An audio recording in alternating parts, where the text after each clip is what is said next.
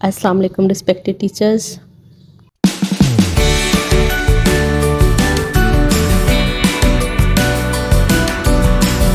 Module 4 unit 4 की summary. सबसे पहले इसके लर्निंग आउटकम्स, जो लेसन की स्टेजेस होती हैं प्री, वाइल और पोस्ट, उसको मैनेज कैसे करना है, किस तरह की कोलैबोरेशन किस स्टेज पर होनी चाहिए, varieties of activities, understand the range of audience. की प्रिंसिपल्स में है कि टीचर किस तरह से इफ़ेक्टिवली मैनेज करे प्री स्टेज को, वाइल स्टेज को और पोस्ट स्टेज को, और उसमें किस तरह की टेक्निक्स यूज़ करे। फिर है कोलैबोरेटिव राइटिंग, उसके बारे में डिटेल से बताया गया है इस यूनिट में।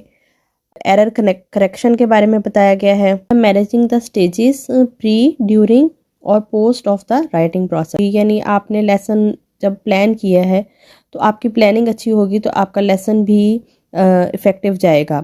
और इसमें जो है वो जिक्र किया गया है प्रोडक्ट अप्रोच का और प्रोसेस अप्रोच का। इसकी डिटेल नीचे PDF फाइल में है, उसको डिस्कस करते हैं। प्रोडक्ट अप्रोच ये होती है कि एक तो ये पुराना मेथड है जो हम पहले यूज़ करते थे कि हम कोई भी टेक्स्ट जो है वो उसको या तो याद कर लेते थे या उसको एज इट इज़ कॉपी कर लेते थे। यानी जैसे हमने कोई ऐसे लिखना होता था तो हम उसको पूरा याद कर लेते थे, स्टोरीज़ हम याद कर लेते थे, लेटर्स जो हैं वो हम याद कर लेते थे और उसको हम जैसे हमने याद किया होता था वैसे ही एज इट इज़ लिख देते थे। जबकि प्रोसेस अप्रोच ये कहती है कि आप अपना स्टूडेंट्स की जो है वो ब्रेनस्टॉर्मिंग कराएं, ग्रुप डिस्कशन कराएं, उसके बाद उनकी राइटिंग करवाएं और वो खुद लिख सकें। फिर इन दोनों का डिफरेंस आपस में दिया हुआ है और इसकी स्टेजेस का डिफरेंस दिया हुआ है। प्रोडक्ट अप्रोच में 4 स्टेजेस होती हैं, जबकि प्रोसेस अप्रोच में जो है वो 5 स्टेजेस होती हैं। और प्रोडक्ट अप्रोच के बाद तमाम जो स्टूडेंट्स हैं उनका जो आपके पास राइटिंग आएगी वो एक जैसी होगी क्योंकि वो सब ने कॉपी किया होगा। जबकि प्रोसेस अप्रोच में सब अपने अपने यूनिक आइडियाज़ के साथ सामने आएंगे। प्री राइटिंग स्टेज को कैसे मैनेज कर सकते हैं कि टीचर्स जो है वो लर्नर्स की क्रिएटिविटी को स्टिमुलेट करेंगे और एक फ्लो ऑफ आइडियाज़ जो है वो बनाएंगे इस स्टेज पर। और इसके लिए वो क्या क्या यूज़ कर सकते हैं, इसके लिए वो brainstorming, planning, generating ideas, questioning और डिस्कशन या डिबेट वगैरह यूज़ कर सकते हैं। इसी तरह वाइल्ड राइटिंग में जो आइडियाज़ पे फोकस है वो किया जाएगा और उनकी एक्यूरेसी पर ध्यान दिया जाएगा, ऑर्गेनाइजेशन पे ध्यान दिया जाएगा। इसके लिए जो है वो फास्ट राइटिंग यूज़ करेंगे टीचर्स, या changing view point of different learners use किया जाएगा। वेरिंग फॉर्म जो है वो डिफरेंट टेक्स्ट का वो यूज़ किया जाएगा और ग्रुप कंपोजिशन या कोलैबोरेटिव राइटिंग इस्तेमाल की जाएगी।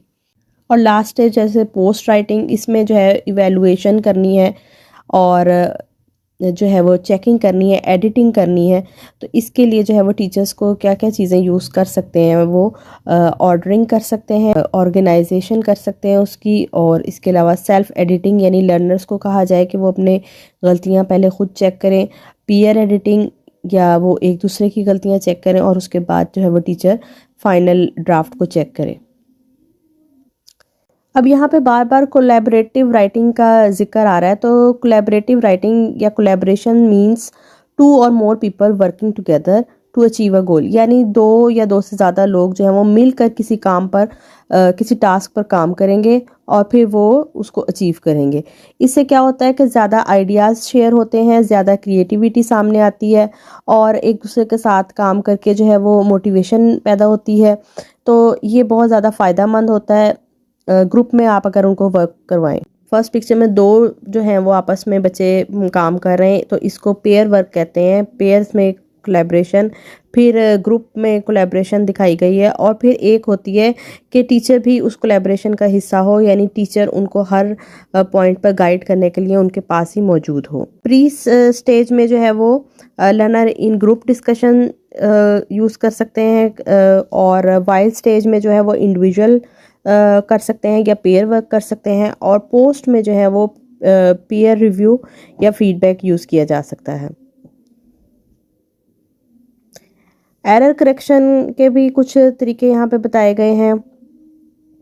एक तो ये बताया गया है कि फौरी तौर पे बच्चों की मिस्टेक्स को पॉइंट आउट ना किया जाए, क्योंकि इससे उनका मोटिवेशन लेवल जो है वो डाउन हो जाता है। सेकेंडली, जब क्रिएटिव राइटिंग का लेसन आप चेक कर रहे हो तो आप कुछ कोड्स रख लें, जैसे स्पेलिंग मिस्टेक के लिए और ग्रामेटिकल मिस्टेक के लिए। तो आप वो कोड यूज़ करें, बजाय इसके कि उसको पूरा जो है वो रेड से आप मार्क कर दें। और जब आप कोड्स में लिखेंगे तो ऑटोमेटिकली बच्चे को पता चल जाएगा कि उसकी क्या गलती है, या फिर डिफरेंट कलर से उनकी जो है वो उस गलती को मेंशन कर दिया जाए। कम्युनिकेटिव राइटिंग से मुराद ये है कि ऐसा पीस ऑफ राइटिंग जिसमें कुछ ना कुछ कम्युनिकेट हो रहा हो, जिसमें से आप कुछ सीख रहे हो, और ऐसा ना हो कि रिपीट की गई ये कोई चीज़ हो, जिसमें आप कुछ नया कर रहे हो और कोई कम्युनिकेशन आपकी वाज़ेह हो रही हो। ऑडियंस और पर्पस के बारे में हमने यूनिट 1 में भी डिस्कस किया था। यहाँ पे भी यही बता रहे हैं कि अगर हम बच्चों को पर्पस ऑफ राइटिंग बता देंगे या उसको हाईलाइट कर देंगे तो फिर उनके लिए आसान हो जाएगा उसके बारे में लिखना। फिर आ जाता है लेआउट एंड पंचुएशन। लेआउट से मुराद ये है कि जैसे हमें पता है कि हम डिफरेंट पीस ऑफ राइटिंग्स को डिफरेंट तरीके से शो करते हैं पेज के ऊपर। जैसे लेटर लिखने का एक ख़ास तरीका होता है, स्टोरी लिखने का एक ख़ास तरीका होता है, और इसी तरह ऐसे को लिखने का एक ख़ास तरीका होता है। तो ये सब उनके लेआउट्स होते हैं। और पंचुएशन में जो है वो कैपिटलाइजेशन आ जाती है या एब्रीवेशन आ जाती है, और फुल स्टॉप, स्पीच मार्क्स या एक्सक्लेमेशन मार्क्स वगैरह शामिल होते हैं। रजिस्टर मीन के कोई भी टेक्स्ट जो है उसको कितना फॉर्मल होना चाहिए।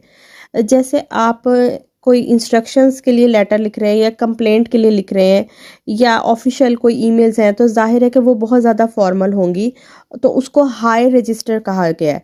और अगर आप ग्रीटिंग कार्ड लिख रहे हैं या अपने फ्रेंड्स को पोस्ट कार्ड भेज रहे हैं या नॉर्मल कोई लेटर लिख रहे हैं अपने किसी फ्रेंड को, तो वो लो रजिस्टर होगा, वो इतना फॉर्मल नहीं होगा। चैनल पर टीचर्स के लिए क्लासरूम एक्टिविटीज़ भी मौजूद हैं, दुआओं में याद रखें।